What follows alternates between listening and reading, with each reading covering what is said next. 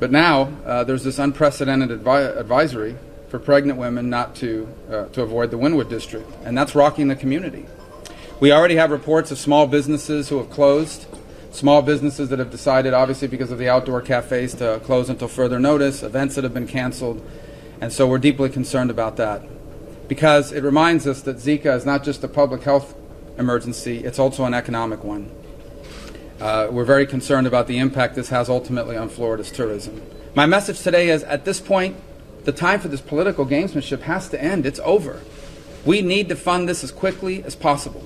Well, two things need to happen. Number one, the president needs to fully utilize the over $300 million that he has available to him to spend right now. This was money that had been authorized by Congress for Ebola.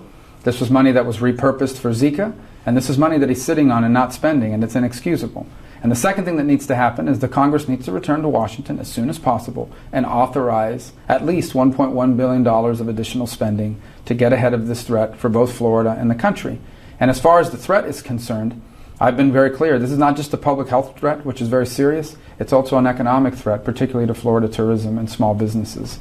As I've warned about since March, as I've talked about consistently, this is something we have to get ahead of, and we have to give people confidence that their government leaders know what they're doing and are doing something about it. And when they read in the newspaper that every day a couple new cases are being found and Congress has not acted and the president has not acted with the funding, they get concerned. So I think this can be controlled. There's a way to control this and ultimately to eradicate it with a vaccine, but we have to act, and it's been too slow up to now.